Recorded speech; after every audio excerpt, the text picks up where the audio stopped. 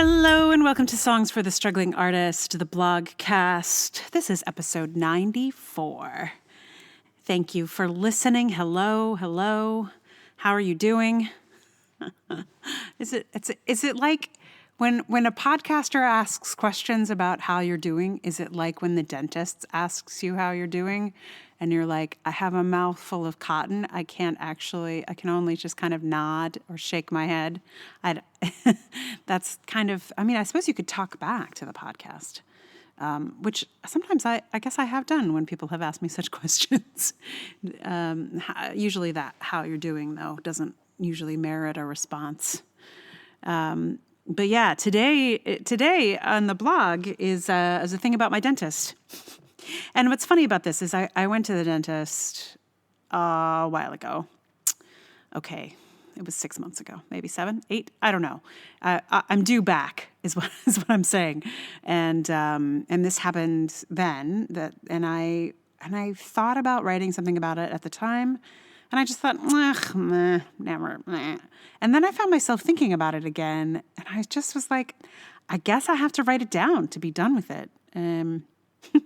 So yeah, this was a hangover post, like a post that I sort of dismissed in my imagination, and then just in the end, it just hung around and needed to be written. So I'm not sure what called it to mind, except for realizing that I had to do something about the upcoming cleaning that I hadn't scheduled yet, and thinking, who will I go to? Anyway, so the blog today is called My Dentist Thinks I'm Cool. The last time I was at my dentist's office, he passed by while I was in with the hygienist, waved, said hello, and then as he walked away said, "You're so cool." It was very charming, and he said it in such a way that made me feel very cool. Like he'd just seen Lou Reed or something. Or Laurie Anderson. And my dentist is also pretty cool. He has this extraordinary quality of being genuinely excited about teeth, while simultaneously being exuberantly curious about the people those teeth belong to. But that day, the day he said I was so cool, he did something kind of uncool. Instead of giving me the dental exam himself, he sent in his new partner. He declared that I would love the new guy and that the new guy would love me, and then my dentist was gone. You may not be surprised to learn that I did not love the new guy, and I'm pretty sure the new guy did not love me. The new guy barely even saw me. He was polite enough. He smiled and asked how my day was going, but it was pretty much like talking with a flight attendant on the way out the door. Now, why did my dentist, who thinks I'm cool, who has a sense of me as a human being, think this guy was so great? Probably because that guy is great to him. Me, though, the new guy just saw as a lady in her 40s with a set of teeth that were going to help him get paid that day. To him, there was nothing to see. He had no curiosity about the person who was in the chair in front of him. I've come to recognize that sense of not being seen, particularly by younger men. The socialization of women being valued only by their youth and or beauty means often that men, like the new guy at my dentist's office, only manage the bare minimum of social politeness with women like me. The new guy will never think I'm cool. Not ever. Even if I came in arm with Laurie Anderson and Kendrick Lamar. Not even if the entire cast of Hamilton sang me an entrance number and surrounded the dental chair. And I don't need my dentist to think I'm cool. It's nice, but it's not what I go to the dentist for. However, it is what I pay extra for. I mean, not the coolness part, but the being seen part. See, I have periodically, in brief interludes, had dental insurance, and I saw other dentists. Some adequate, some rough, some appalling. But none of them saw me. And I went to see my dentist, even though he didn't take my insurance. I could have gone elsewhere for cheaper, but I came to see him because he saw me. and that seeing was coupled with a kind and gentle quality of care that was worth a lot to me. But I won't go see the new guy. And I probably won't see my dentist now either, since there's a good chance he'll just toss me over to the new guy. I'll go get my teeth cleaned and x-rayed and examined at a cheaper, less cool office my next go-round. And if I'm very lucky, there's a chance that the new place will have someone who will see me. And maybe if I'm extra, extra lucky, just maybe think I'm cool.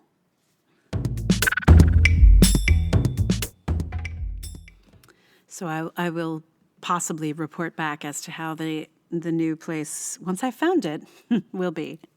And the other thing that's funny about this is when this post Otto posted to Facebook, my aunt, who sweetly follows me there and likes pretty much everything I do, bless her, she actually commented and said that almost exactly the same thing happened to her at the dental practice she goes to in Maryland. So, I guess this is one of those where I was like, it's probably just me. It's probably very silly. But it turns out, I guess, I'm not the only one who's had this experience. So, yeah. So I was trying to figure, I was like, okay, do I know any songs about dentistry or coolness?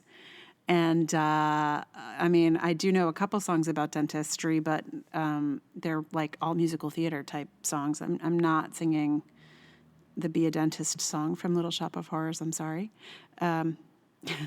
Especially since that's about an entirely different brand of dentist than I'm talking about here. And I feel like the other song about being cool is also a musical theater song, the song from West Side Story. Boy, crazy boy, get cool, boy. I was just like, nope, not doing that one.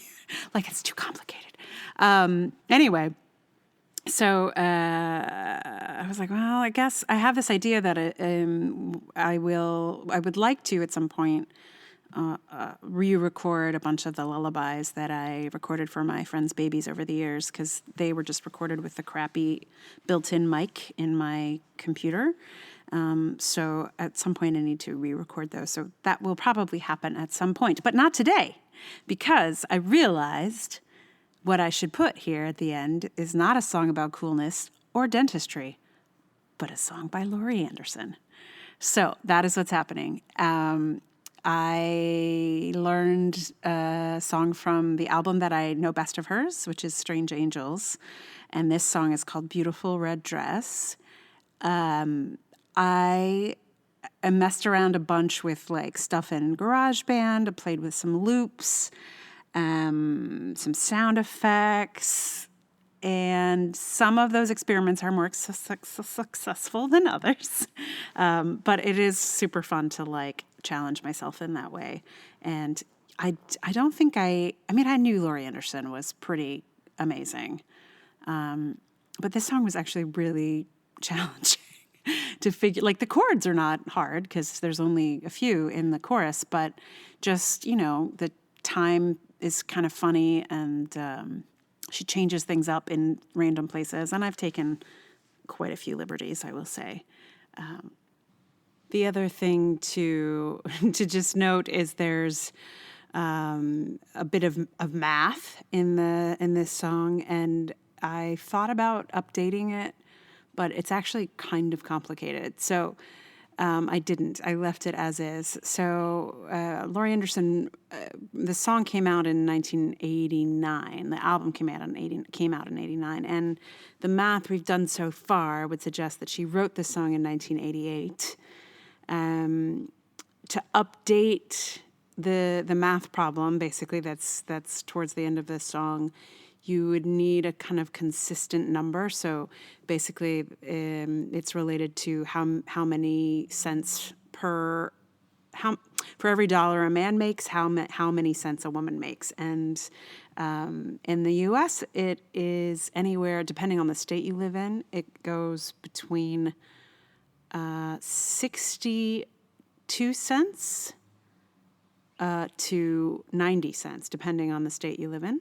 If you're a white woman. If you're a woman of color, those numbers are actually much lower. So who knows which statistic one would choose.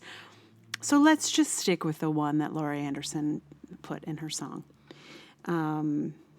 Yeah, but I would love to see anyone's how this song should be updated for today if we used today's years and numbers. In any case, here is Beautiful Red Dress by Laurie Anderson.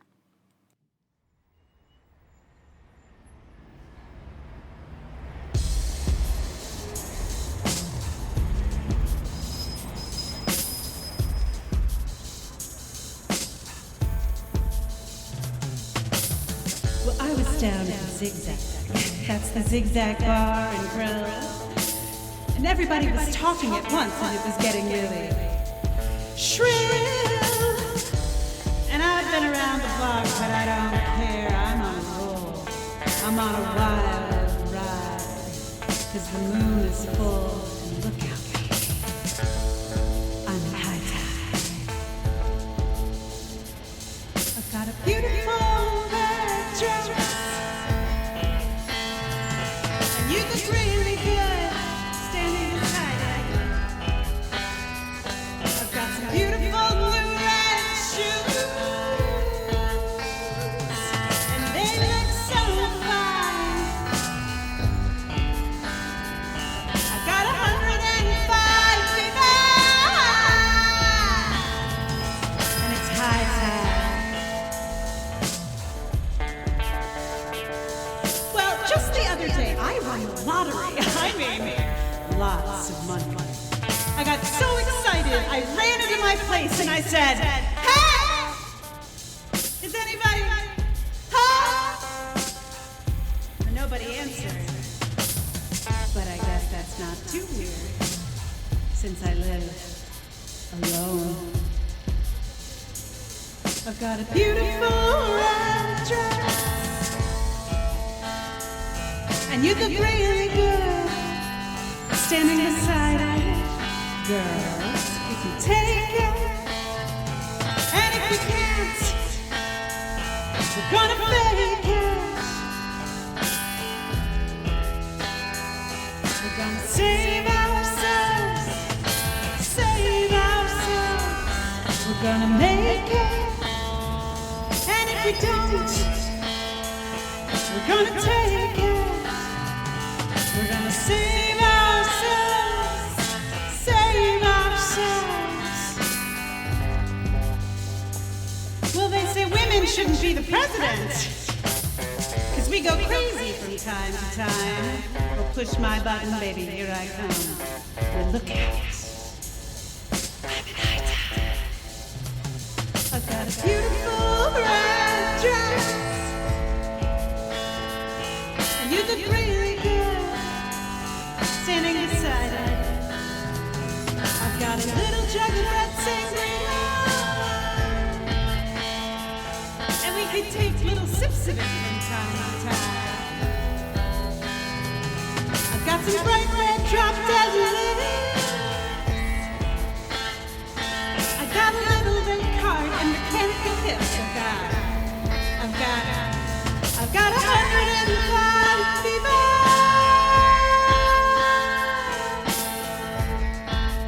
Okay, hold on. I just meant to say something. You know, for every dollar a man makes, a woman makes 63 cents. Now, 50 years ago, that was 62 cents. So, with that kind of luck, it'll be the year 3,888 before we make a buck. Hey, girls, we can take it. And if we can't, we're gonna fake it. We're gonna save ourselves, save ourselves. We're gonna make it. And if we don't, we're gonna take it. We're gonna save ourselves, save ourselves. We're